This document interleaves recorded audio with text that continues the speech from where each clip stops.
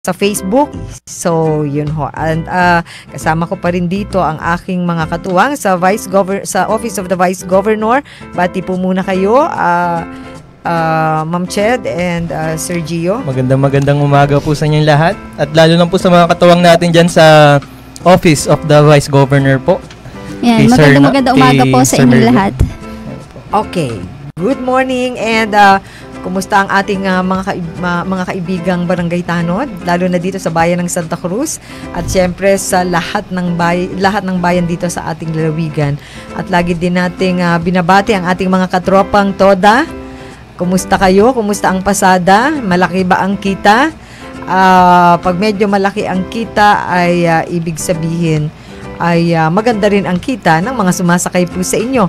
At diyan naman sa mga palengke, sa mga tindahan dyan sa palengke na nakikinig sa atin, alam ko may mga nakamonitor sa atin na mga karinderya, ano ho. Gayon din sa ating mga katuwang dyan sa mga iba't ibang restaurant na medyo sumusubaybay sa ating programa. Good morning sa inyo and thank you sapagkat lagi ninyo kaming sinasamahan dito sa ating programang The Vice Governor's Hour, kasanggunian ngani. Okay po.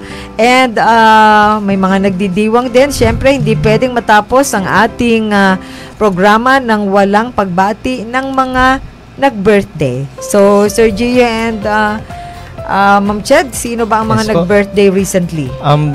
Batiin po natin ang mga nagdiriwang ng kanilang mga birthdays. Happy birthday po kay Sir RJ Nerva noong March 1 at kay Sir German F. Yap.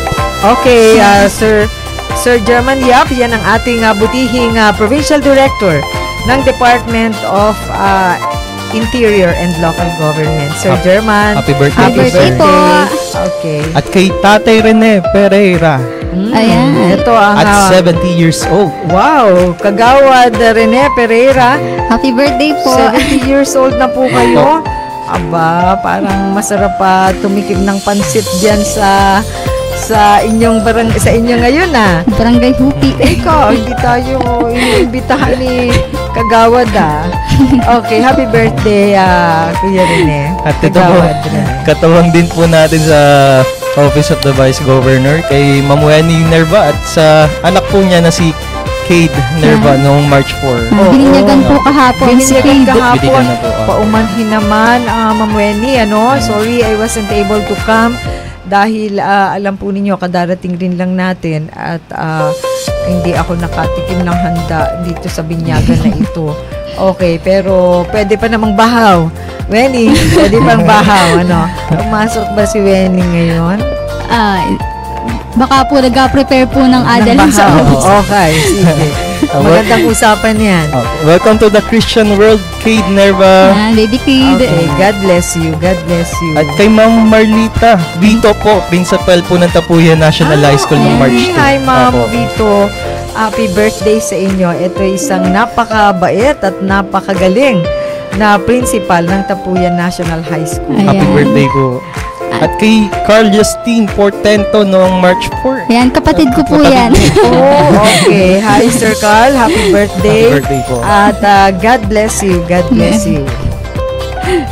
At parang wala pong piyesta ngayong February. Ngayong March, wala pa pong darating na medyo katatapos lang ng mga piyestahan.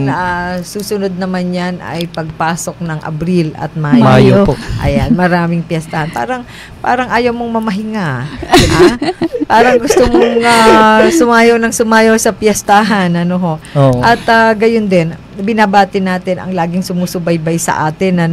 Balita ko kasi ang mga taga dyan sa Santa Cruz District Hospital sa pangunguna ni Tita Lumen Rosales ay laging nakasubaybay sa atin. So, good morning sa inyo at minsan ay balitaan tayo, kwentuhan ng mga buhay-buhay at nang hindi puro usaping tawag dito, pasyente, pero yan ang maganda natin pag-usapan, ano na ang mga nangyayari diyan sa ating district hospital, ano ang magandang mai-announce natin, ano naman yung patuloy na nagiging challenge na kailangang pagtulong-tulungan natin, at okay, Sino pa? Binabati din natin, Konsehala Rosel Ola, ng bayan ng Mogpog. Ayan, busy na naman yan si Konsehala. At congratulations, sige, kay Dr. Maria Edelwina Blase, ang Vice President for Research and Extension ng Marinduque State College. So, Apo. right? Dahil siya ang 2024 Distinguished Alumni Awardee for Education, Research and Training ng University of the Philippines, Los Baños. Ayan. Talagang in fairness, Marinduque State College really performing. At ito, hindi na ako hindi na ako nasusurprise na ang mga faculty and members of the faculty and of officers of the Marinduque State College will be awardees sa mga ganitong pagkilala, sapagkat nakikita naman sa fruits, laging nagpo-produce na ngayon ng mga top notchers, ng mga marami performing talaga ang Marinduque State College. Kaya nga talagang dapat lang na maging state university na ito. Parang talagang hinog na hindi lang parang we firmly believe na hinog na ang Marinduque State College to be the Marinduque State University. At meron din pala, tama ba? May mga newly hired and at the same time promoted po. na administrators and faculty members ang Marinduque State College. So, congratulations ho sa mga bagong katuwang sa akademya, mga newly hired professors and instructors dyan sa Marinduque State College. Salamat po sa inyong pagpili sa bokasyon ng pagtuturo at paghuhulma sa kamalayan ng ating mga kabataan at estudyante dito sa Marinduque.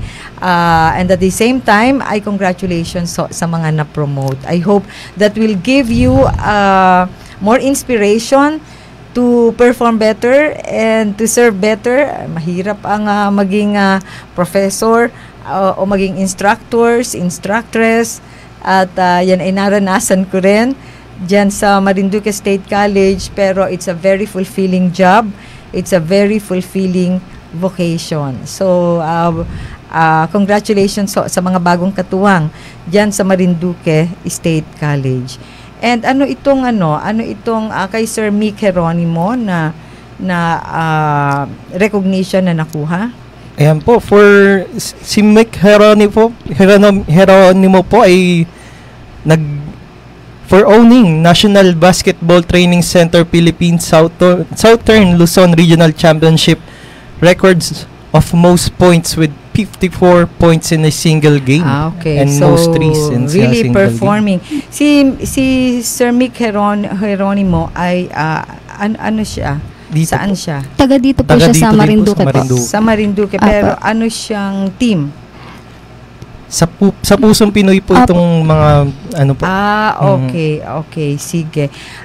Okay, sa team ng Pusong Pinoy, they participated in the NBTC Southern Luzon Regional Championship. Yes po ba? And so far siya ang Maraming most points performing. Okay, congratulations Sir Mick. Keep up the good work.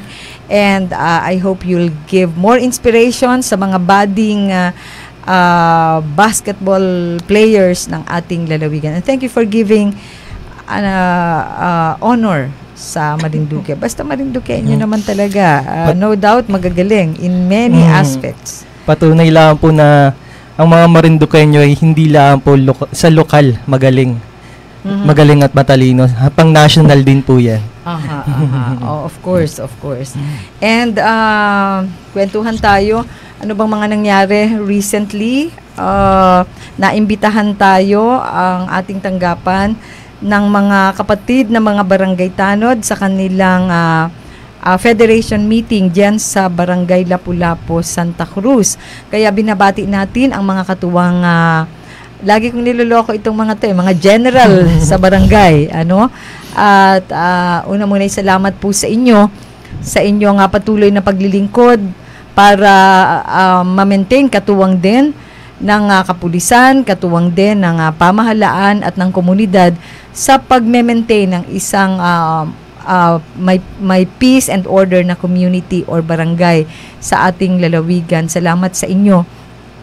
Alam namin na sakripisyo din yan. Wala wala ngang sweldo, may honorarium man, ay lalo na sa ibang barangay, sa ilang barangay na medyo maliit na barangay and maliit lang ang budget, ay talagang pahalos pang coke lang yung yung inyong tinatanggap. At salamat sa inyo sa pag-imbita sa akin, at bagaman at hindi ako personal na nakarating, lahat ng inyong pinag-usapan ay ipinarating naman sa atin ni Sir Willie, at rest assured na yung ilan sa mga pinag-usapan ninyo, mga concerns, yung iba doon na sa tingin ko ay pwedeng maging katuwang ang pamahalaang panlalawigan at ang tanggapan ng vice-gobernador para maiparating sa kasama nating mga kinauukulan. At the same time ay kung may magagawa tayo in our own personal and official capacity, rest assured mga kapatid ko na mga barangay tanod na susubukan natin ang kung ano ang magagawa natin. So binabati natin ang presidente ng Santa Cruz Tanod Federation, si Sir George Rico Hermoso Jr. Good morning po sa inyo at sa lahat ng mga opisyales ng federasyon. And salamat din sa mga kapitanes, syempre lalo na kay Barangay Captain Honorable Ferdinand Ricafrente, na siyang nag-host, ang barangay na nag-host sa federation meeting na ito. So, yun. And naroon din naman ang mga representatives din ng ating mga katuwang sa panunungkulan, like Ma'am Sheena de Guzman representing the Office of the Mayor, and also naroon din, I heard, si Vice Mayor Babs Manuel at si Konsehala Jo Amerano Morales. Gayon din ang ilang konsehal, like Konsehal Isagani Revilla. So, I think all together ay marami ang pwedeng magtulong-tulong to work on some of the concerns you raised. Yung ilang mga issues and concerns sa inyo na inyong napag-usapan are within the authority of officials like us. Yung ilan naman ay medyo beyond our control because we are limited also by some regulations from the national. But rest assured that my office will constantly coordinate with you, at least through Sir Rico Hermoso, para patuloy ang ating balitaan at patuloy ang ating updating ng mga ilan sa mga pwedeng pagtulong-tulungan. And gayon din ay nagkaroon ng Stakeholders Appreciation cum School Recognition of Commendable Brigada Eskwela Implementation ang DepEd School Division's Office sa pangunguna ng ating ginagalang na School Superintendent, Ma'am Lynn Mendoza, ang ating katukayo.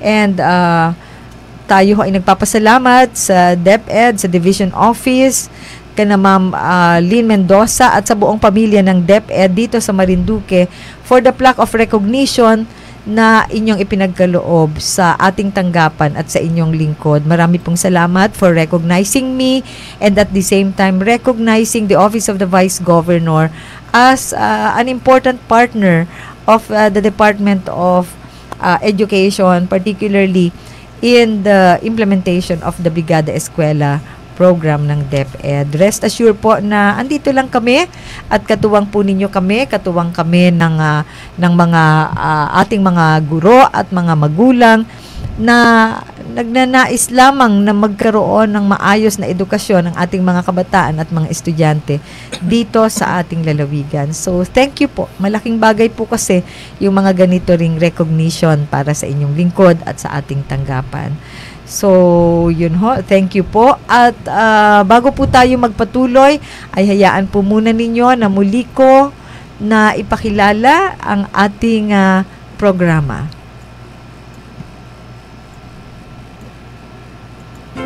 Andito na ang kasangguni sa Sangguniang Panlalawigan sa programang Kasanggunian Ngani, The Vice Governor's Hour. Kasama ang ating Vice Governor Lynn Angeles tuwing Huwebes alas 10:30 hanggang alas 12 ng tanghali dito sa 104.5 radyo natin Santa Cruz. Abangan tuwing Huwebes, Kasanggunian Ngani, The Vice Governor's Hour. Okay ho, ngayon naman po ay nung nagdaang programa natin. Nung nagdaang linggo ay naputol ho yung ating kwentuhan tungkol dito sa aking ginawang pagbisita sa The Hague sa Netherlands.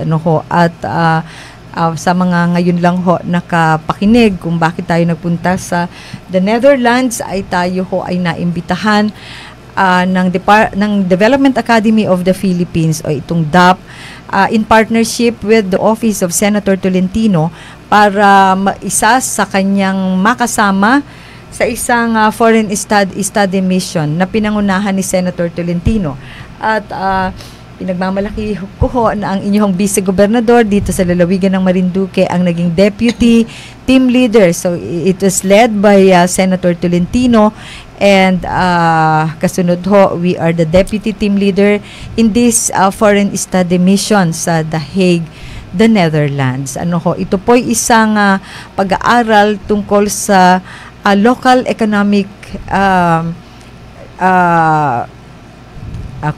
medyo ako na ang nasa isip ko yung local economic enterprise, local economic development. Pag sinabi ho kasing local economic development, marami hong mga aspeto yan. At kami ho na ay mga piling opisyales mula sa ilang piling LGUs.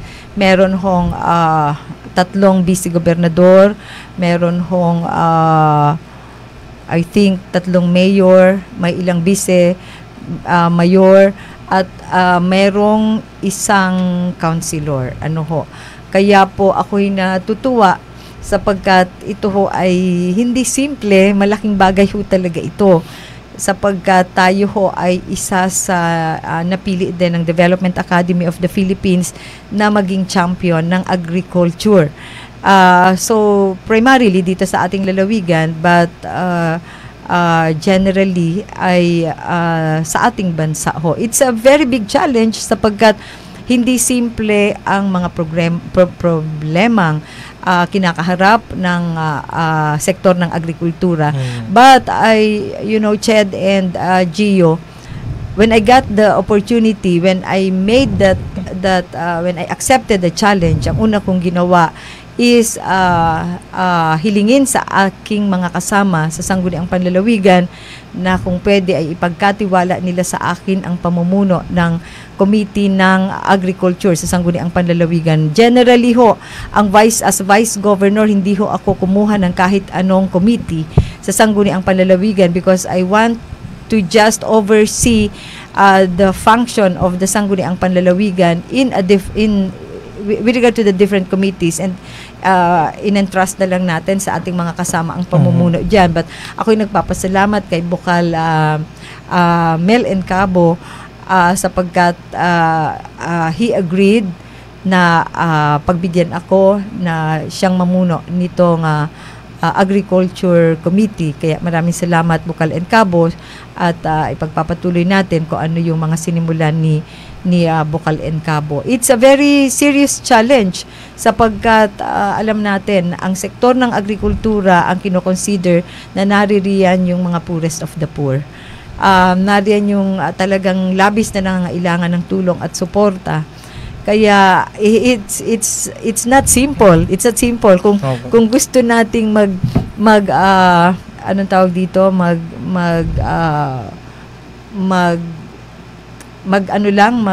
magpakitang gilas lang or mag proud lang, ay this is not the sector, sa totoo lang. Kasi very challenging. Alam ko na mabigat na challenge ito, mabigat na mission ito. And it's possible na yung mga ilang gagawin mo ay posibleng may mga makikita kang small wins within 1 year, within 3 years, but definitely kung ang pag-uusapan ay yung impact o pangmatagalang resulta, it will also take time. Pero sabi nga, ang agrikultura ay napag-iwanan na, hindi lamang naman dito sa Pilipinas, kundi rin sa ibang bansa. And that is the reason why I was part of the study mission also in Netherlands. Dahil ang Netherlands ay isang bansa na kung saan successful ang agriculture. At hindi lang agriculture, yung environment friendly ways of agriculture processes ay yan. Kilala ang the Netherlands sa pag-export ng mga bulaklak all over the world. Opo. Buhay na buhay ang kanilang ekonomiya sa bulaklak lamang. Kilala ang the Netherlands sa mga tinatawag na Sa pamamaraan. horticulture po. Horticulture, mga pamamaraan ng pagtatanim na hindi kailangang maging dependent sa weather, hindi kailangang maging dependent sa klase ng lupa. Ang mga tanim nila ay nakaangat sa lupa. Hangin po. Maraming hangin. Ang mga kamatis nila ay mga nakahang, ang mga potatoes nila ay mga nakahang, ang kanilang mga cabbage ay mga nakaangat sa lupa. It's not, hindi sila dependent sa kung ano ang mayroon sa lupa. And at the same time, hindi sila dependent sa kung magbabagyo ba, kung tag-araw ba, tag-ulan ba, may tubig ba. Everything is being controlled. But of course, it is a system, a process, a lifestyle. Pero dun ko nakita na pwede pala talaga. Pwede pala talaga. At hindi siya mo sasabing, ay kasi kaya nila yan, they can afford, kasi mayamang bansa sila. Hindi rin eh. Kasi maraming mga indigenous processes din dito sa atin na pwedeng ihalin tulad doon. Except na leveled up nga lang sila at niyakap nila kung ano yung process na pwede sa kanila. Hopefully yun hong pag-aaral na ginawa natin diyan ay hindi lang meron kaming pag-aaral within the parang classroom sa loob ng The Hague Academy, pero karamihan ng pag-aaral ay sa labas. It is actual visit, actual meeting sa local government unit, sa officials ng munisipalidad doon. Kaya nga na-meet natin ang mayor ng municipality na nag-host ng biggest concentration nga nitong sinasabi mo na horticulture at yung tinatawag na mga horticulture industry. Hindi po ito simple. Isang city na halos walang tao kung makita, kundi ang nakikita natin doon ay yung mga greenhouses. Kaya po talagang posible pala. Yun nga lang, kailangan ay planado lahat. Doon pa lang sa pagkuha ng seed, sa pagtatanim, sa pag-harvest, sa marketing, sa kung saan dadalhin, planado lahat eh. Hindi pwede yung magbibigay ka lang ng seeds talaga at pagkatapos hayaan mo na lang sa farmers yung kung paano nila papatubuin yun at kung saan nila ima-market yun. Hindi pwede gano'n. Napakadami pong proseso talaga. Ngingiti lang sila doon. Sa kanila, ang farming is really a serious industry. So, yung palang paglabas ng seed, kung anong klaseng seed yan, is identified na, monitored na, yung pagtatanim, ano ang kailangan, monitored na, yung pag-harvest ay planado, yung pagpasok ng another industry pagkatapos ng harvest ay planado, kung saan dadalhin. Hinihimay-himay po nila yung proseso ng pagtatanim po para it is a system. It is a system. Hindi kaya nga dito sa atin hopefully sasabihin ng iba alam na natin yan, Lynn, nagpunta ka pa ng Netherlands para matutunan yan. Sa totoo lang ho ay madaling sabihin na alam natin. Pero iba pa rin ho talaga pala kung makikita mo paano, how does the ideal system work. Iba pa rin po talaga kaysa doon sa theories lang. Kaya po ako nagpapasalamat talaga sa tanggapan ni Senator Tolentino at ng Development Academy of the Philippines sapagkat sa aking pasok sa misyon sa sektor ng agrikultura, I think they are helping me prepare in this mission. Ay ako hindi magyayabang, ako hindi magsasabi sa inyo na within how many months, within a year ay makikita ninyo ang effect ng kung ano man ang contribution natin. Di ako magyayabang ng ganun kasi doon ko nakita hindi pala simple. Kaya nga lagi tayong nagtitingin, may nangyayari na ba? Bakit hanggang ngayon in spite ng mga pondo na binibigay ng gobyerno pati na ng provincial government sa sektor ng agrikultura, bakit hanggang ngayon diretso pa rin doon pa rin tayo bumibili ng tomatoes sa Divisoria? Bakit hindi man masustain kahit man lang yung certain percentage ng pangangailangan ng isang bayan, ay bakit hindi man lang masustain na manggaling talaga sa bayan na yun? Marami ho akong realization. Marami ho akong naging tanong sa mismong sistema na at priorities namin. Kasama na po ako bilang nanunungkulan sa lalawigan.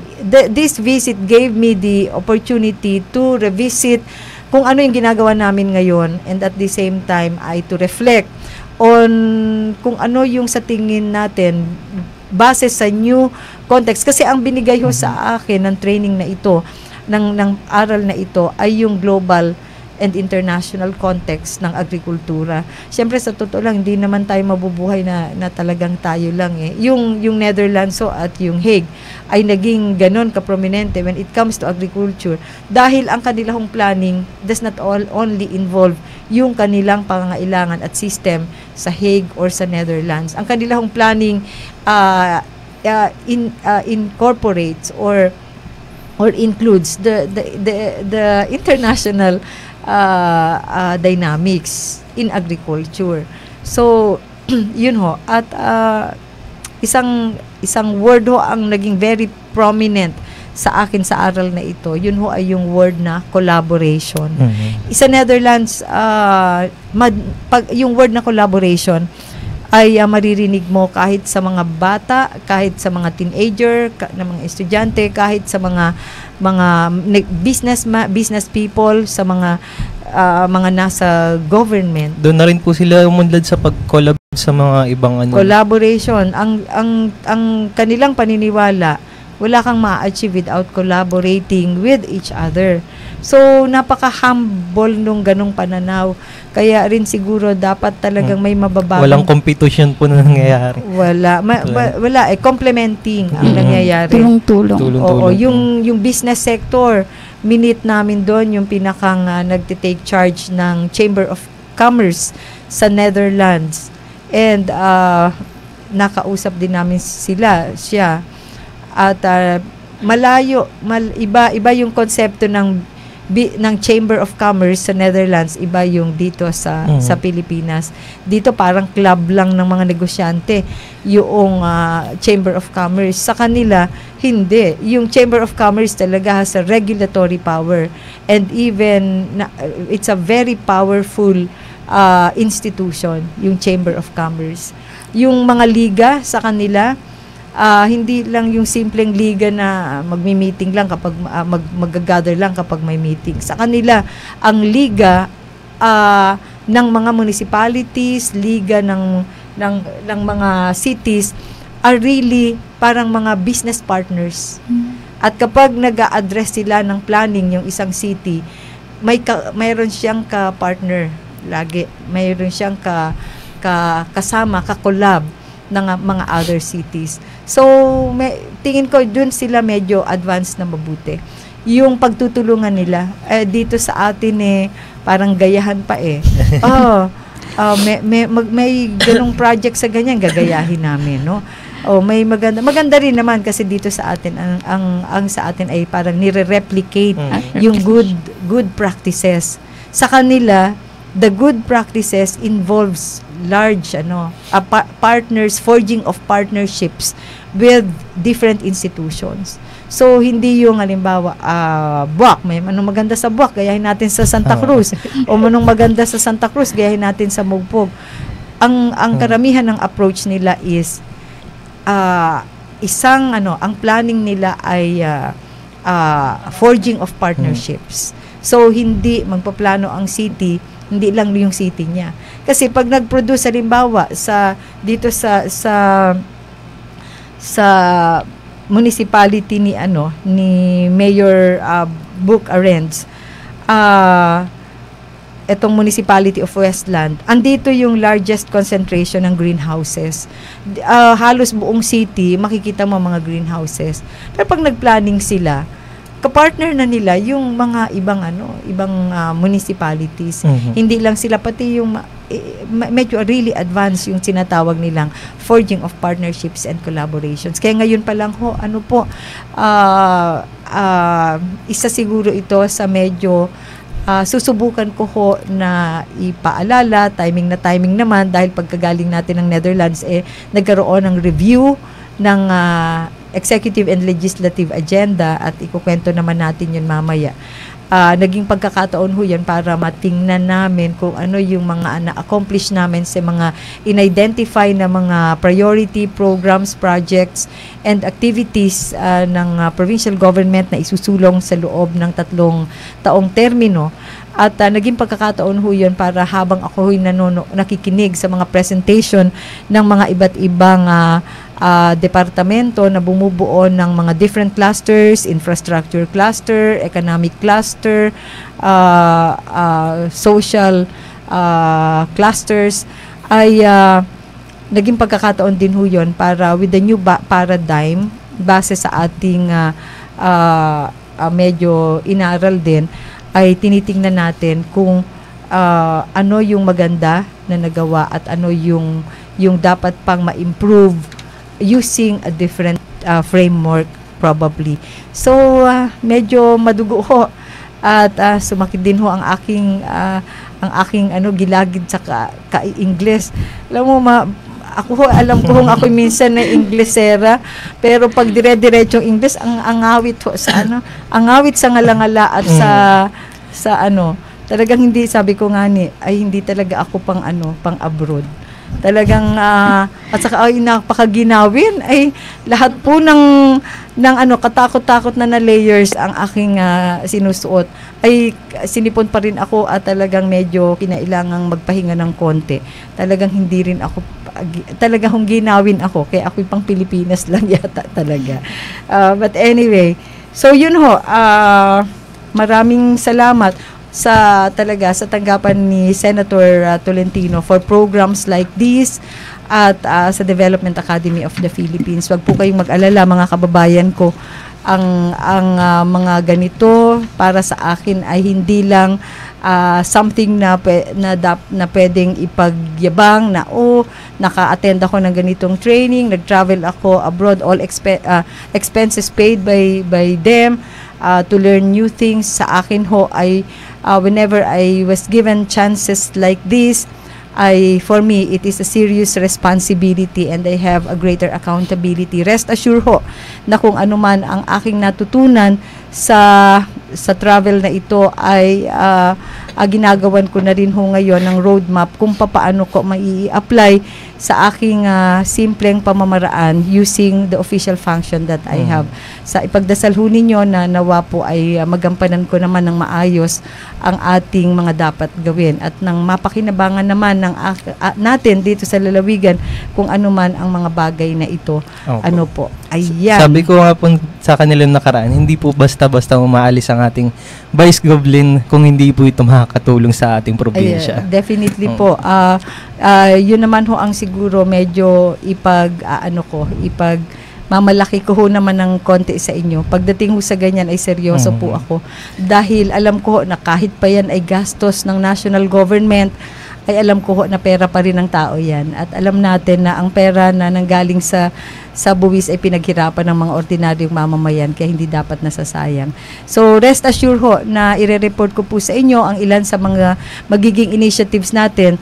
Bago pa ako umalis ay ako ay umupo na ng masinsinan sa mga empleyado na in charge ng mga different programs ng Provincial Agriculture Office para bago pa ako umalis papuntang Netherlands ay mas na-review ko na yung framework naman at yung mga plano ng pamahalaang panlalawigan. At ngayon nga na nagbalik naman na ako ay patuloy natin patuloy tayong tutulong sa pagsasaayos ng mga provincial programs, projects and activities in line with agriculture particularly, and at the same time ay tutulong din ho tayo na makapagsulong din, maisulong din itong ginagawa na rin naman nila, sinisimula na rin nila, at significantly ay malayo-layo na ang narating ito hong pagsasaayos, paggagawa ng Provincial Agriculture Master Plan. O kita nyo ho, sa hinaba-haba ng panahon ay ngayon ho ay hopefully magkaroon na ng Provincial Agriculture Master Plan. So, yun ho, minsan kasi madaling mag-isip ng activities, pondohan ng kaunti. Pero whether or not those activities could help ma-improve yung buhay talaga ng gaano kadaming tao, that's a different thing. Napakalawak din po pala talaga ng yes, sector of agriculture, hindi lang po pagtatanim ang sakop niyan. Oh, definitely, may definitely. Pangingisda, ano pa po, may malawak yung mga mangingisda, fisheries, covered niyan. Doon sa fisheries may mga maliliit na mangingisda, may mga may mga malalaking pamalakayan, nasa agrikultura rin sila. May mga nagkukuha ng mga hinibasanan na paborito ko. May mga lahat sila, may mga ano tawag dito? May mga nagtatanim na yung sa aquaculture, mga seaweeds na ganyan, bahagi pa rin ng agrikultura. Kung tutusin po, malaki po ang pera sa agriculture. Pagdating po sa mga business sa agriculture, malaki po ang pera dyan. Pagdating naman sa pagtatanim, nariyan ang pagtatanim ng nyug. So, we have the coconut farmers. Andyan ang pagtatanim ng palay. We have the rice farmers. Nariyan ang pagtatanim ng gulay. So, iba-iba ang problema nila.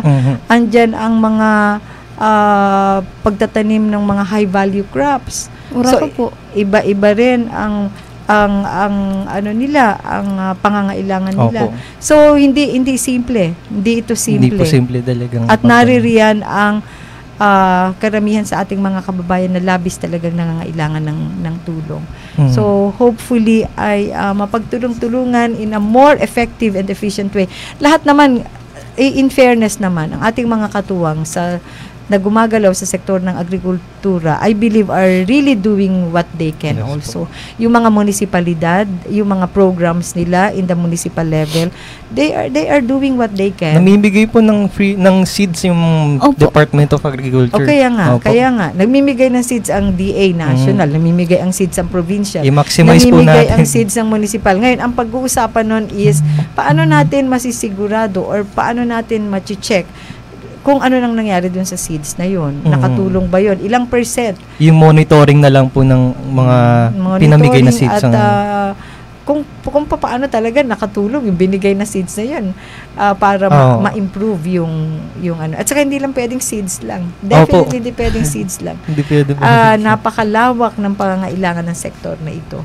Anyway, that is something to be seen and something to work on together with our partners, dahil lagi kong binabanggit, hindi naman ito kaya ng isang sektor lamang, hindi natin ito kaya na gobyerno lang. Definitely there should be a forging of partnerships with the different stakeholders, with the different sectors, with the different agencies and offices, with the different LGUs. So it's really the collaboration that we need to work on. Ano ho? Sabi mo nga po nung sa travel mo po sa Netherlands, ang salitang hindi mo po makakalimutan talaga yung word na collaboration po.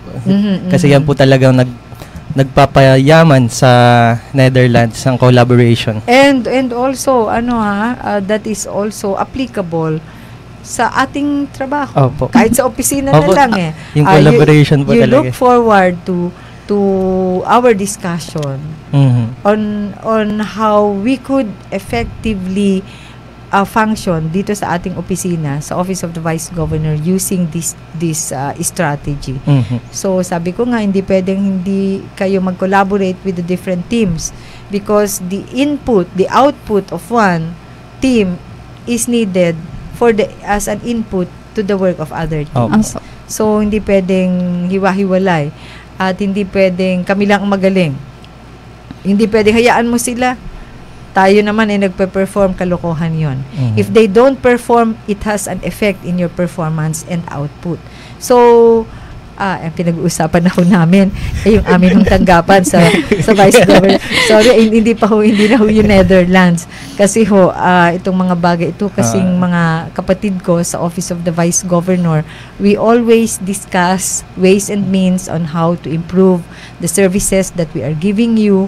At yun yung sinasabi ko sa kanila ay mukhang uupuan namin ulit itong word na collaboration and how we are going to apply it kasi sila ay iba-ibang teams din sa aking tanggapan. Kung yung aking tanggapan ay hindi ko ma-implement itong pinagsasasabi kong collaboration na yan, ay ilang teams lang yan at ilang tao lang yan, ay hindi na rin ako maniniwala na ako ay magiging effective sa pagsusulong nitong quote-unquote collaboration sa buong sektor ng agrikultura dito sa ating lalawigan. Sabi nga po nung iba, pagbalik po ni Vice sa galing Netherlands, katakot-takot na trabaho na naman po. Yun ang aking mga staff, ewan ko kung natutuwa sila na ako'y bumalik na. Hindi alam ko naman, sabi ko nga sa kanila, kung ano kasi yung aking natututunan ay walang hinding isi-share ko sa kanila. Dahil sabi ko po sa kanila, magagamit ninyo lagi yan. Yung mataas na sweldo sa gobyerno is something that I can't promise you because that is beyond my control. Pero yung assurance na habang kayo ay katuwang ko sa tanggapan ng Vice Gobernador, ay kayo rin ay matututo at tataas ang inyong competency na pwede nyong magamit sa inyong buhay kahit pa wala na kayo sa akin o wala na kayo sa tanggapan ng Vice Gobernador or ng provincial government. I am confident na maraming mga aral sa pamamahala, aral sa maraming bagay na pwede nyong gamitin sa inyong sariling buhay at sa inyong mga magiging trabaho at karera pa pagdating ng panahon. Dahil ako naman looking forward naman ako'y parang nanay ng aking mga katuwang sa panunungkulan Hindi ako yung dito ka lang habang buhay, dito ka lang. Sa akin ay I need to equip them also para kung dito man o hindi man dito, they are ready to face life as ang tawag dito, yung makabuluhan na giver of makabuluhan na serbisyo. Yun And yan, hopefully itong sina Ma'am Ched at saka sina Ma'am magagaling yan di ko alam kung bukas-bukas maghahanap yan ng greener pasture and I won't mind. At ang gusto ko lang ay pag dumating yung pagkakataon na yon, they could bloom wherever they will be planted. Yes. Naalala ko po yun yung sinabi mo po na hindi naman po habang buhay nandito po sa iyo. So, at least po ang malaga po habang nasa ipa po ay natututo at dito ka po nag-grow para mas maging handa ka po sa future mo po. Do you appreciate that? Kasi minsan sasabihin ng iba, napaka-stricto niyan. Doon ka na lang sa iba. Yan napaka-stricto. Ang daming trabaho niyan, daming pinapagawa. Biyaya yung maraming pinapagawa, di ba? At biyaya yung nakakapagserbisyo tayo sa ibang tao. Ngayon, kung may mga ganito kang oportunidad, pagkatapos hindi mo ginagawa ng maayos, paano ka bibiyayaan ng Panginoon ng may signal ba tayo? May signal tayo, Ma'am, DJ Shine, may signal tayo? Meron po. Dito kasi nakalagay no signal.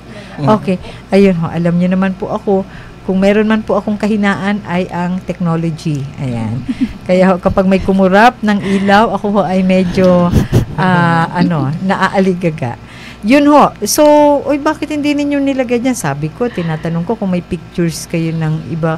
Siyempre, yun doon naman sa pagpunta ko sa The Hague, Hindi naman ho yun puro ano na lang, puro sakit ng ulong aral. Meron din ho namang relax. Pagkatapos ho ng aming graduation, nasaan yung picture natin ng graduation? Dito po sa ano natin. Andito ba? Ayun. Pagkatapos ho ng ating graduation, dumalaw ho tayo sa mga ilang institusyon doon. Dumalaw tayo doon sa Nasa unahan. International Criminal Court. At dumalaw din tayo doon sa yan ay si Ambassador, yan ay sa Philippine Embassy sa the Netherlands. Dinalaw natin siya. Yan naman ang ating mga kasama, pero yan ho'y sama-sama na. Meron hong mga taga DILG, partner ho natin at laging kabady-bady ang Assistant Secretary ng DILG, si ASEC Beth, at gayon din yung mga taga DAP ay naririyan na rin, plus yung mga other officials. Ayan ho, yan ho yung Vice Governor, si Vice Governor Quezon. Yan ho yung pinakabata sa amin, si Councilor Tolentino ng Cavite. Ayan ho ang aming eskwela, yun hong medyo yellowish. At ang ating Senator Tolentino. Meron ba tayong picture doon ako naman ho'y umikot-ikot din ng hindi naman nag-iisip. Pumunta ho ako sa Amsterdam at sinubukan nating tingnan doon yung kilalang mga lugar sa Amsterdam. Kaya lang hindi po nila kinuha yung picture. Siguro ayaw ho nilang ipakita na ako din naman ho'y naglakwatsa ng konti. Hindi naman lakwatsang pero tiningnan din ho natin noon hong tapos na ang aming graduation ay medyo bumisita kami sa Yun hong naka-raincoat kayo po ba? Saan po ba kayo galing? Yun ay sa embassy. And also actually yun hong Netherlands ay 4 hours na lang sa Paris na. At the same time ay malapit na rin sa Belgium. Sabi nga nila, ba't di ka pa dumiretso sa Germany? At nahihiya po ako sa inyo So, ando naman ho ako para mag-aral. So, aral lang muna. At baka sabihin ninyo, ako'y namasyal lang po doon, no? Pero, yun ho. Some other time siguro, babalik ako doon. Dahil sabi nga, hindi mo pa sinamantala. Andun ka na rin. Di pumunta ka na ng France at pumunta ka na ng Belgium at ng Germany kasi train lang naman ho. Kaya lang ho ay yun. Ayaw din nating may masabi kayo na baka ako ay nag-aral-aralan lang dun. Seryosong aral lang ho. So lang tayo, nag-voting na lang tayo dun. At pinuntahan ho natin kasi yung mga ilang yung best practices nila pagdating sa ecotourism at inaral natin yung proseso nila. Again, ang ecotourism nila hindi isang municipality lang ang nag-ooperate. Ino-operate ng iba-ibang municipalities. So, kita nyo ho yun dito sa atin sa Marinduque. Ma-imagine nyo ba na ang isang tourist spot ay ima-manage ng 3 munisipalidad, 'di ba? Parang mahirap isipin 'yon. Pero sa kanila ho, ganun ho talaga. Medyo, sabi ko nga, yung forging of partnerships and collaboration is very prominent. And yung role ng academe is very important. Wala silang collaboration na walang R&D, research and development that is being addressed by the academe. Kaya ang Marinduque State College at ang iba pang mga katuwang sa akademya ay talagang kailangan po natin sila kung gusto natin ang isang makatotohanan ng local economic development dito sa ating lalawigan. Okay. At after po noon, kagaya ng binanggit ko, na tiyempo naman na pagbalik ko naman dito sa Pilipinas ay gagawin naman itong review ng Executive Legislative Agenda ng provincial government. Kayo, alam niyo ba kung ano ibig sabihin ng Executive and Legislative Agenda? Ito po yung mga agenda. By the way ho, sa akin hong mga tagapakinig, ito hong aking mga kasama ay, for your information ho, ay mga bago ho sa aking tanggapan. Sila ho ay newly graduate Newly ka, graduate Ched, ano? po. Apo. Ikaw rin, Newly Sir graduate Gio, din po. newly graduate. Bago sa tanggapan ng vice gobernador, saan pa kayo nag-work? MSC po. MSc habang nagtatrabaho, habang nag-aaral, Ah, or after aral? na po. after ng aral. Pero sa labas ng MSc, wala pa. po. Wala pa. Ikaw, Sir Gio, Nung dati po sa Manila po ako dati sa call center. call center po. Mm. Sa BPO po. So siguro ko sasabihin ninyo sa aking mga kababayan, si Vice Governor, yung kanyang mga kasama ay parang yung iba'y nagagamay pa or maraming hindi. Ako ho ay intention ho yun. Intention ko ho na talagang sila ho yung iharap sa inyo. Kasi sila ho kasi yung medyo bago pa pero nakikita kong may potential. At bahagi ho ito ng pagbibigay ko rin ng oportunidad sa kanila na matuto at samahan ako sa pamumuno. Kaya yun hong mga minsan binibigla ko silang tanungin, yun ho ay wala ho kasing script yun. At hindi yung iba ho ay hindi nila pinaghandaan dahil bahagi rin ho yun ng training nila. They are working pero that is also a training na hindi lahat ng bagay ay kailangan laging handa. Kailangan laging handa. Hindi sa lahat ng bagay kailangan may script. Kailangan ay alam natin yung sinasabi natin. At yun, yung executive legislative agenda, yan yung mga plano ng mga programs, projects and activities na i-implement sa loob ng 3 taon ng aming pamumuno. So pag sinabi mong ELA, 3-year term yan. Oo. Yan yung roadmap. Ano yung gusto mong ma-accomplish? So, yung ELA ay ginawa yan immediately after naming manumpa sa katungkulan. Kasi yun nga yung roadmap eh. Ngayon, 1.5 years na ang nagdaan, natapos na yung kalahati ng aming termino. So, tinitingnan naman namin yung ELA implementation. Alin ang na-implement, alin ang hindi, ano ang naging problema sa implementation, ano pa yung dapat ayusin. So, that is the essence kung bakit ginawa yung assessment na nitong ELA na isinabay naman sa team building na rin. Oo. Alam mo sa provincial government, uso ho yung back-to-back activities para makatipid na rin. Nag-gather na rin lang yung mga critical individuals and officials ay sinasamantala na rin ho to address naman or yung human resource strengthening, yung team building. Hindi na team building yan eh. Ang tagal-tagal na namin working together eh. It's team enhancement na. Para pa mas ma-enhance yung working relationship sa amin hong institusyon, sa provincial government, at para mas maging effective kami sa pagsusulong nitong ELA among other things. At nagkataon naman doon, sino ang mga nandoon? Ma'am Ched, you are there. Yes po, ang nandun po sa executive and legislative agenda, pati na rin po sa team building ay iba't ibang representative po from different departments. Sino pa? Gayon na rin po ang ating Congressman Lord Alan Velasco, Okay. Governor Presby Velasco, at ang ating pong Vice Governor Lynn Angeles. Sino pa? At pati Naku, hindi kita mapapatawad pag nakalimutan mo yung iba na mahalagang naandun din.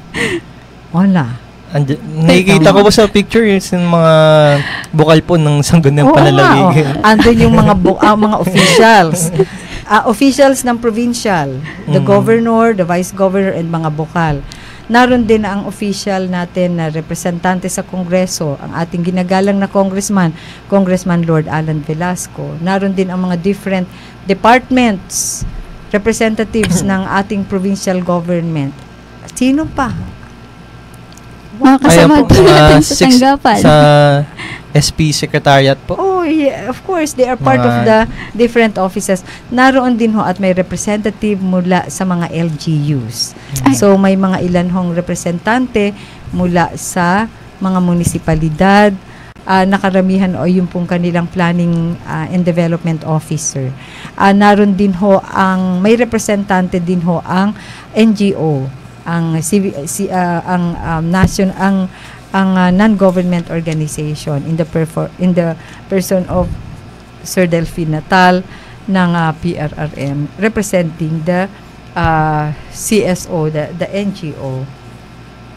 So, yun ho. At kaya ko ina-highlight yun, kaya ko hinighlight yun is napakahalaga kasi sa planning, hindi lang yung tayo sa provincial government. Napakahalaga na andun din yung mga nasa labas ng provincial government na nakakaalam ng mga plano at pwedeng mag-feedback kagaya nga ng mga municipal planning and development officers ng iba't ibang munisipyo naroon. At napakahalaga din na nagre-report din tayo at kasama sa pag-assess yung representante ng private sector, lalo na ng non-government organization. Kaya andun din si Sir Delphine. So, yun. Kaya ko sabi ko sa inyo, hindi ko mapapatawad sila. Kasi mahalaga po sa akin ang participatory approach in planning, in budgeting, in governance. And participation means giving chance sa stakeholders namin to see what we are doing, to check what we are doing, to assess also with us kung ano itong mga sinusulong natin. Kung natutuwa ho, kasi usually ang ELA ay executive, legislative lang. Executive branch ng provincial government headed by the governor, and legislative branch, meaning the Sangguniang Panlalawigan, headed by the vice governor. Yung plano na legislative at executive. Pero natutuwa ho ako, andun ho ang representante natin sa Kongreso, ang ating ginagalang na Congressman Lord Alan Velasco. Madalang hong mangyari yan. I've been in the provincial government for so long. 1998 ay naririyan na ho ako. Pero yun hong ELA na andun ang congressman, umuupo ang representante natin sa Kongreso, ay hindi yun ho regular. Hindi yun regular. Pero, yun ho ay nagpapakita sa bagay. Minsan kasi, yan ang advantage naman kapag maganda ang relasyon ng executive, ng legislative, at ng ganun din ng Congress. Maganda ang samahan ng governor at ng congressman. Kasi ho, minsan kapag may dynamics na malalim, hindi maiimbitahan ang isa't isa. Pero dahil nga ho maayos ang relasyon at nagtutulungan ang congressman, ang governor, ang legislative ng Sangguniang Panlalawigan, different departments, madali hong mag-imbitahan at madali hong mag-upuan, mag-usap ng paupo at magplano. Kaya nakita ng ating congressman kung ano ang plano at direction at ginagawa ng pamahalaang panlalawigan, na pwede rin hong maging gabay sa kanya ngayon, sa kanya ring prioritization naman ng kanyang galaw sa Kongreso. Hindi ho yung parang competition na okay, pag hindi ka makahingi kay congressman at ikaw ay doon ka pupunta sa provincial. Hindi ho ganun ngayon ho ay tulungan ano ang hindi magagawa ng provincial, natututukan naman ng municipal in general ho, in general. Kaya maraming salamat ho sa ating ginagalang na Congressman Lord, at the same time kasama ang kanyang mga staff mula sa Kongreso for being with us, sitting with us, planning with us. Ang daming tanong ni Congressman, no? Ang ganda ng kanyang mga tanong hindi pwedeng yung laging maganda yung report. O ang ganda ng tanong niya, nagpipresent ho yung mga different departments. Sa simpleng pananalita na alam naman natin ang ating congressman, napaka-gentleman and napaka-polite lagi sa way. Pero ang tanong niya, ang direction lagi is papaano natin makikita yung result at papaano natin parang ano yung mga indicators, paano natin masasabi na may impact yan sa buhay ng ordinaryong Marinduqueño, at paano natin ma-identify o ma-measure yung impact. So, mahirap po yun. Pero coming from the congressman, siyempre everybody's taking it seriously dahil yun ang hinahanap. And it's good to know na talagang ang ating congressman ay nakatutok din sa mga impact-driven interventions ng provincial government. So hindi pwedeng yung activities lang, o may pera ka, o gawa ka ng activity dito, o may pera ka, gawa ka ng proyektong ganito. Hindi, dapat ano yung magiging impact nito, and ano yung magiging resulta nito sa broader constituency, at ano yung magiging result nito sa buhay ng ordinaryong Marinduqueño. So, yun. Medyo, ngayon, napapagod po ba kayo sa mga pinagsasasabi ko? Hindi ko nga minsan alam kung itong aking mga pinagsasasabi sa aking programa ay, minsan nga kahit PM, yun yung iba, salamat sa mga nagpi-PM, yung iba mahihiyain. Dito, wag po kayo mahihiya. Huwag po kayo mahihiya na mag-comment sa ating programa, magbigay ng inyong feedback. Basta in as much as their objective feedback. Huwag lang yung ang intention ay manira ba or magpa-negative vibes lang. Pero ako I am very open sa mga objective feedbacks. Sa mga not necessarily na laging magandang comment, pero mararamdaman mo kasi po yun at makikita mo kasi kapag ang komento ay objective, kahit hindi positive na komento, pero objective. And yun yung aking inaabangan kung ano yung medyo nag-agree kayo sa sinasabi ko, at alin naman yung sa inyong pananaw ay iba ang inyong pananaw. So ganun ako ka-liberal. Dahil kaya nga po tayo may programang ganito hindi para laging positive ng positive ang ating ine-expect na komento. Gusto ko rin marinig yung sa tingin ninyo ay maaring akala namin ay maganda o akala namin ay okay na, pero sa inyong pananaw at sa inyong eksperyensya ay medyo hindi po pala. Open po tayo doon. Ewan ko sasabihin ng iba, bakit ka nagsabi ng ganon? Yung mga yung mga hindi natutuwa sa iyo, isasamantalahin yan at magkokomento ng kung ano-ano. Kayo, sa akin naman ako ganon din ka-objective. Kapag medyo may mga ganyan, ang akin laging iniisip agad ay walang mali siya. At ang akin namang paniniwala ay kung kayo ay nakakapakinig din o nababasa din ninyo, naniniwala akong matatalino ang Marinduqueño. Mararamdaman at makikita rin po ninyo kung ano ang objective na komento na kahit hindi kagandahanan ay objective, at alin yung paninira lamang. Ibibigay ko na lang yan sa inyo, at ako naman po ay siguro ganun lang ako ka-confident na sa akin puso at sa aking isip ay wala akong masamang intensyon. Kaya ganun din ang aking paniniwala sa aking kapwa at sa ibang tao. Kapag merong sa tingin natin ay naninira lang at medyo kayo na din ang bahala doon.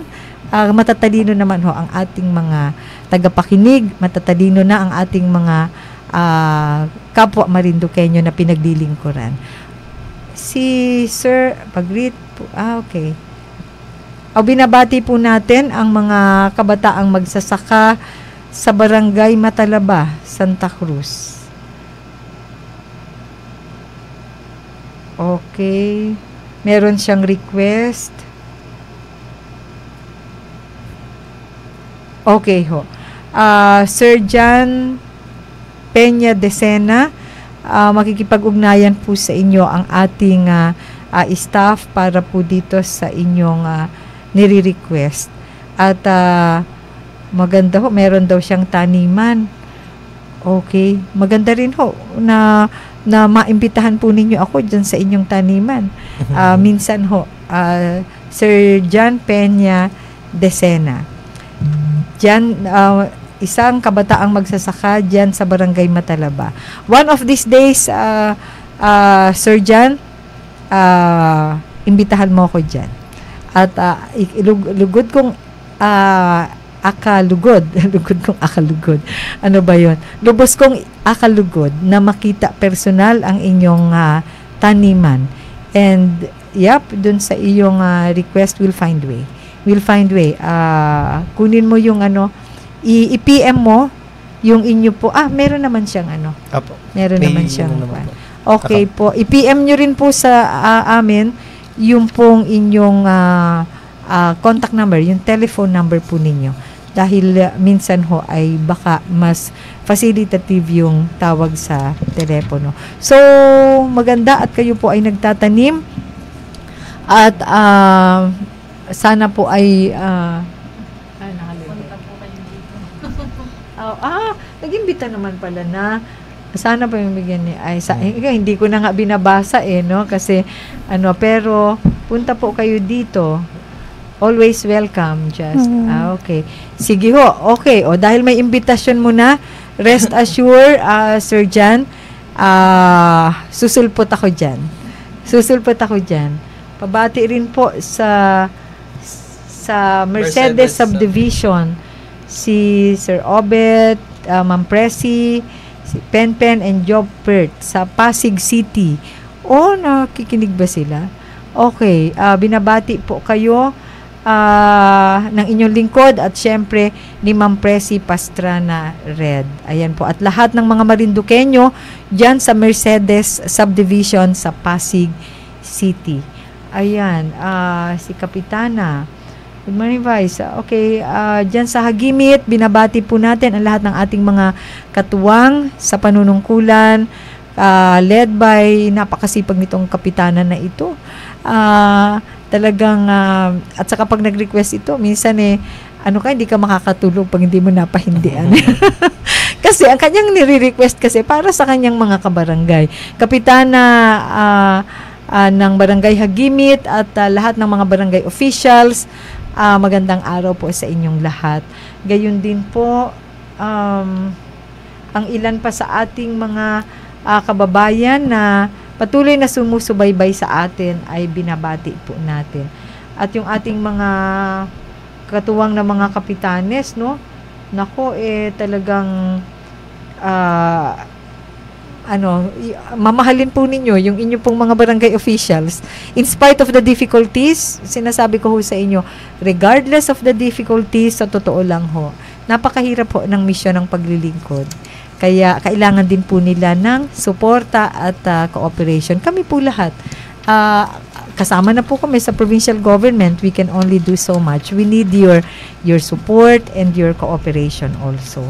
Ayun. After ng team building, and we would like to congratulate PPDO headed by Ma'am Marian Cunanan, basta kasi ang mag-take ng lead ay ang PPDO. Ako, very confident ako it will be a successful process.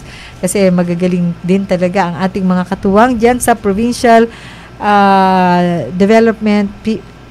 Provincial Planning and Development Office led by Ma'am Marian Cunanan. Dapat wag muna mag-retire si Ma'am Marian Cunanan.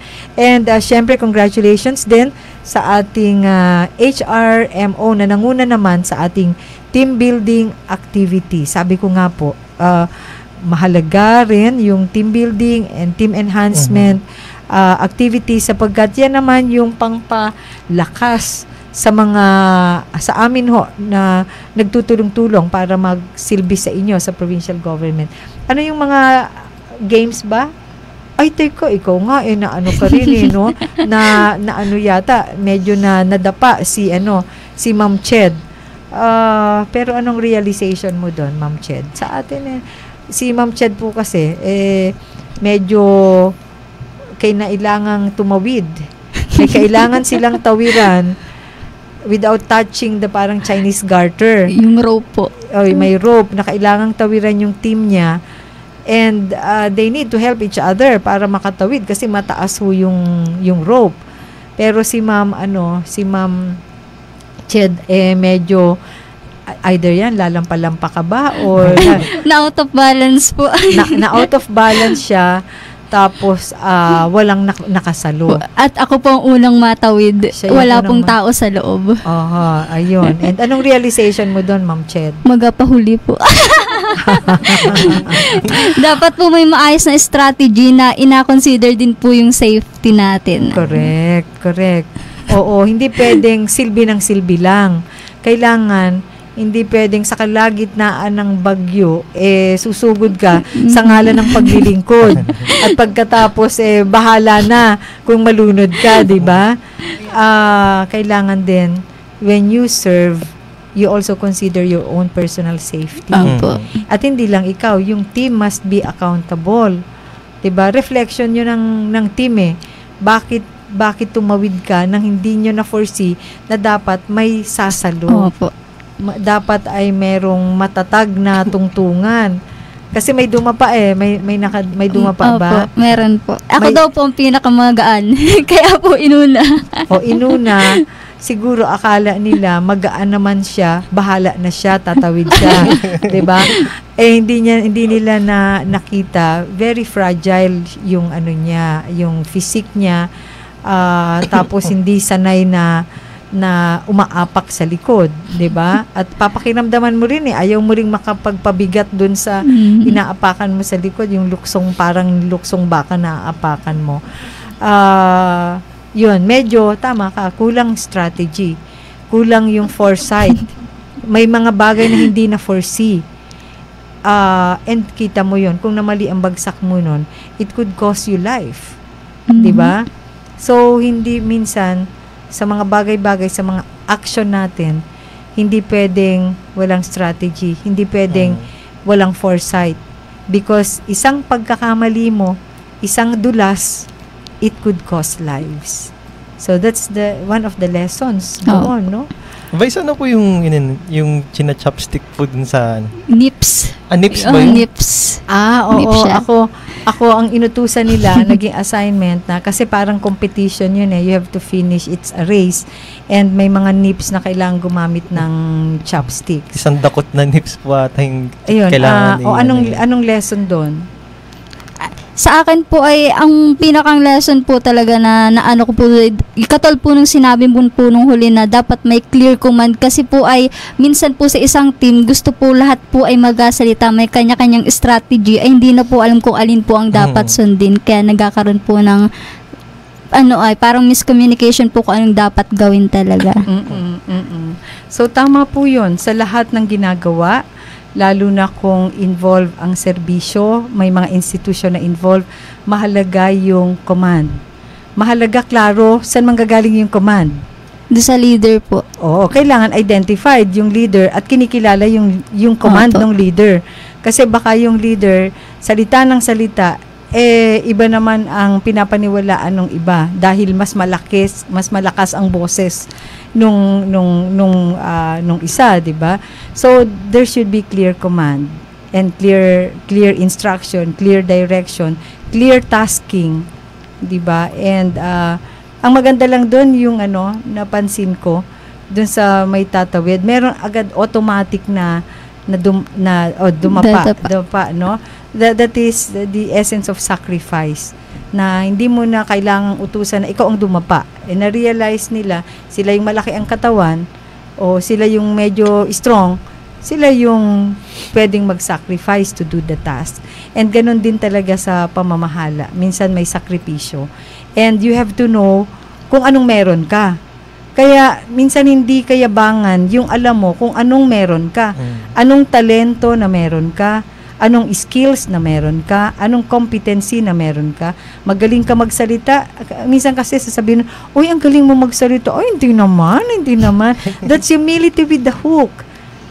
Pero wag ka, practice naman sa pagsalita at kumbinsidong magaling siya magsalita, di ba? Pag magaling ka magsalita and somebody appreciates you, you say thank you and use it wisely. Kasi nare-recognize nila that's your skill, that's your talent. Then you know na kung ano yung pwede mong, yung accountability mo. So sa team, kailangan ng pagsasalita. Dapat alam mo na you could help. Hindi pwedeng yung alam mo na may talent ka na sa pagsasalita.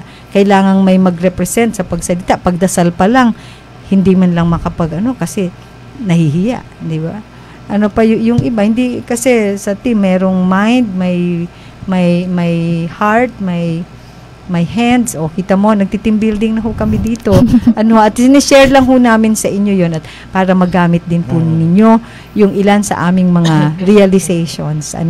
Kasi sa isang organisasyon ho, hindi pwedeng lahat leader, hindi pwede lahat ay siya ang bibig. Kailangan may tagapakinig, merong siyang hand. Sasabihin ng iba, kawawa naman, siya yung laging inuutusan. Probably, yan yung skills niya. Probably, yan yung talent niya. Yung mabilis siyang gumalaw. O meron namang mabilis mag-isip, mabagal gumalaw. O, kaya, dapat alam ninyo, what are your skills? What are your talents? And claim it. Claim it. Ito ang talent ko, I will use it. Diba?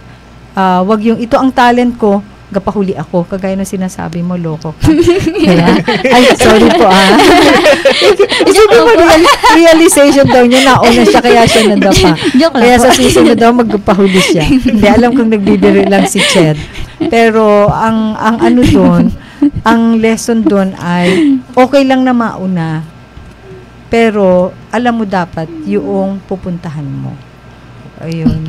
Wag yung susugod ka sa gyera na wala kang bit-bit na armas. Diba? Inuna ka pala kasi magaan. Magaan. Kaya nga lang, lampa naman. Kaya nadapa. Mataas. Ayan. Anyway, so nakita ho ninyo yung ilan sa aming sa aming mga activities na mga simple activities. Naging bata kami ng konti minsan at yun. Masaya rin, maganda rin na nakahalakhak ng konti ng konti at nakasayaw rin po kami ng konti. May sayawan ho na konti ng gabi na may video. Okay, syempre, kailan ba nawala naman yung kantahan na yan? Likas na po sa atin yung mga Pilipino. At nakakatuwa rin si Gob, sayaw na sayaw, nakakaaliw din hong tingnan. Po rin kasi napaka-workaholic rin ng ating governor. Kaya nakakatuwa rin na makita rin siya doing some unwinding together with his partners in service. Yun po. At ano pa ba ang nangyari? Matatapos na, pero kwento ko ho sa inyo, ako ho ay sasabihin nyo naman, kayo atay lakad ka ng lakad, Vice Gov, kasi ako'y naimbitahan ng Philippine Miserior Partnership. Ito ho ay isang funding organization na ang pondo ay nanggagaling sa Miserior, which is a European funding organization. They had their 7th PMPI General Assembly at ito ho ay ginanap sa Bacolod. Ako ho ay masyadong naging very busy recently at sabi ng aking staff ay iniimbitahan ho kayo ng PMPI. Alam ko ho na ito ay funding organization ng mga different organizations all over the country na pinopondohan ng Philippine Miserior. Iniimbitahan daw ako. Di alam ko, Philippine Miserior yan Akala ko ako'y attend as participant. May talk daw ako. Akala ko sharing, small group sharing. Di oo lang ako ng oo. Pagdating doon at late ko na nabasa yung late ko nabasa yung program ay Produce for Santo. Ako pala yung magbibigay ng keynote address. Medyo it was an honor na magbigay ng keynote address sa isang very prestigious event ng 20th anniversary actually ito ng Philippine Miserior in the Philippines. At the same time ay 7th PMPI General Assembly ng mga organizations na members nitong Philippine Miserior Partnership Incorporated. At naroon napakaraming maraming bishop, marami ring mga pari kasi yung ilang mga dioceses na yung mga Social Action Commission, yung mga programs nila ay ilan sa pinopondohan ng sabi ko, what do you expect me na gawin sa keynote address? Sabi, something that will inspire the participants. Sabi ko, it was a challenge kasi I came here to be inspired. paano ko i-inspire itong mga veterano na sa development work, at hindi mga simpleng mga organizations ito, mga national organizations ito, and local organizations from different provinces. Pero maraming salamat sa pagtitiwala ng Philippine Mesorior Partnership, at tayo inimbitahan to give the keynote address sa kanilang napakahalagang milestone na ginanap diyan sa Bacolod. But of course, it is a national event. Ayan, nakikita po ninyo sa picture yung presentation, yung pagtawag o pagpasok ng lahat ng mga clusters from different parts of the country. Ayan po. Kaya maraming salamat. And hopefully na-inspire nga. Hopefully na-inspire sila sa ating kwento tungkol sa ating ding work pagdating sa development. Yan po ba yung mga environment organizations po, Vice? Yung iba ay environmental organizations, yung iba ay nasa ibang sector, yung iba ay nasa human rights, yung iba ay nasa agriculture, yung iba ay nasa economic challenges. And yung iba may mga IPs, indigenous peoples, yan, coming from the Central Luzon. Yan, ito sila, mga mula sa dioceses, different dioceses. So, thank you very much po. At sana ay, syempre, sana ay magbigay rin sila ng patuloy na suporta sa lalawigan ng Marinduque sa mga programs and projects dito sa lalawigan ng Marinduque ng ating mga katuwang na civil society organizations. Ayan, at yun na lang muna siguro, no, ang ating ikukwento sa ating mga kababayan. Meron pa ba kayong gustong banggitin? Batiin ko lang po ng happy birthday si katuwang po natin sa office, si Sir Jerome po. Sir Jerome. Oh, Ngayong Sir araw Jerome, po. kaya Happy pala, birthday po. kaya pala ako ay inisnab mo ngayong araw na ito, ha? Happy birthday, Happy Sir birthday, Jerome. Sir Jerome. Ang aking isa sa talagang partner sa ating paglilingkod, providing some security services sa atin, at salamat sa PNP. Ayun ho. Sir Jerome, anong oras ang pansitan? Sana po pagdating Pero po namin. sigurado bang birthday ni Sir Opo. Jerome? Ngayong araw Sabi po nila March sa 1. office kanina. Opo. Aba. Tsaka nag-post po si Ma'am Krisha ng pagbati ng happy birthday. Oh, happy birthday, Sir Jerome. And sana ay more birthdays to come. Eto, nangingiti ako dito basta kasama ko itong si Sir Jerome. Kilig na kilig sa kanya lagi ang aking, kahit yung mga vice governor, kapag kasama siya, hinahanap, pag may assembly kami, hinahanap si Sir Jerome. Kasi lalo na yung mga medyo bata-bata na mga vice governor, kasi gwapo ako naman, feeling maganda naman ako. Yan. Sir Jerome, thank you so much for the services you are giving the office of the Vice Governor as partner also of the national government. Maraming salamat. And ano pa ba? Sino pang mga nagbe-birthday? Baka may nakakalimutan tayo. Ay, batiin po muna pala natin ang mga nanonood po ngayon sa ating live. Si Ma'am Krisha May Armas Cariñas, si Ma'am Norlin Privado, Sir Bobby Moreno, Ma'am Corazon Madrigal, at si Tita Yoli Magdurulang. Ayan, si Tita Yoli po ay kahit nanonood na po ng live ngayon ay replay pa rin po niya mamaya. Hi, Ate Yoli. Hi, Ma'am Yoli. At siyempre ang ating partner, si Sir Ronald Tita Ronald, hello na ating po. katuwang dyan naman sa Marinduque District Hospital. Ito ay aking parang kapatid no? At lahat ho ng mga sumusubaybay, sa lahat ho ng mga nag-tune in sa atin dito sa ating programang The Vice Governor's Hour sa loob at labas ng Marinduque, sa loob at labas ng bansa na maaring nararating ho ng ating programa. Ako'y personal na nagpapasalamat sa inyo for taking time every now and then para masubaybayan ang ating programa, at ang aking dalangin sana po ay nakakatulong naman itong ating programa sa inyo in whatever way it could help you. At ang inspirasyon ho natin ay ang ating mga kababayan ay harinawa, lagi kayong okay. At meron bang dagdag pa? Pahabol po si Bukal Jojo Leva po, watching from Davao daw po siya ngayon.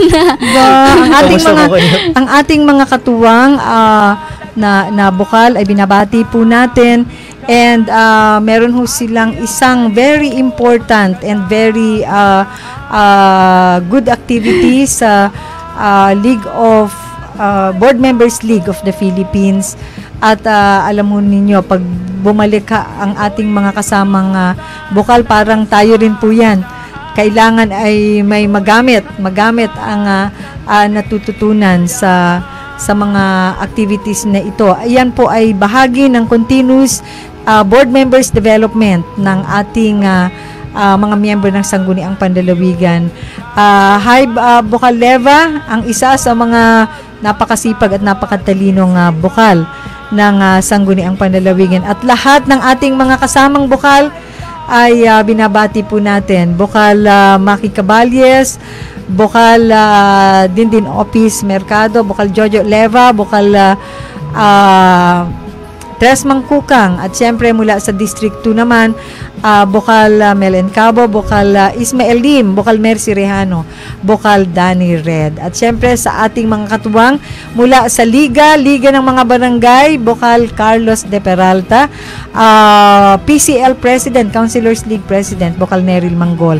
At mula sa SK Federation Representative, Bukal Bertinos Valencia. At siyempre, sa ngalan ho ng Pamahalaang Panlalawigan, sa pangunguna ng ating Governor Presby Velasco, katuwang ang ating boses sa Kongreso, Congressman Lord Alan Quinto Velasco, katuwang din siyempre sa ngalan ng mga manggagawa ng Pamahalaang Panlalawigan, ang ating Provincial Administrator PA Mike Velasco.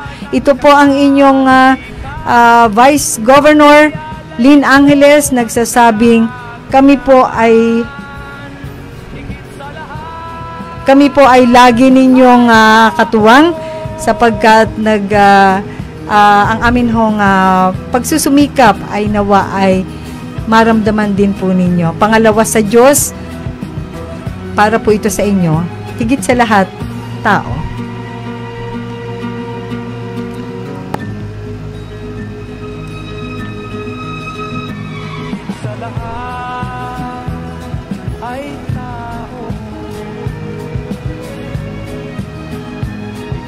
So hanggang sa susunod na linggo po ay abangan po ninyo ang ating magiging panauhin naman mula sa sektor ng mga kababaihan, sapagkat ang buwan po ng Marso ay buwan ng kababaihan. Kaya wag nang muna magtampo ang mga kalalakihan sapagkat medyo may espesyal na pagtingin lang na ibinibigay din ang batas at ang pamahalaan sa mga kababaihan, noting that they are also belonging to the more vulnerable sector ng ating pamayanan. But of course, regardless of sectors, mahal natin, at ang paglilingkod ay dapat walang pinipili. Maraming salamat po. God bless you. Hanggang sa susunod na Huwebes, ganap na alas 10:30 hanggang alas 12 ng tanghali. Sa ngalan po ng Pamahalaang Panlalawigan din, ito po ang inyong Vice Gobernador Lynn Angeles, ang inyo pong kasama dito sa The Vice Governor's Hour sa Kasanggunian Ngani. Bye-bye po. Ito'y handugan ng kaligayahan.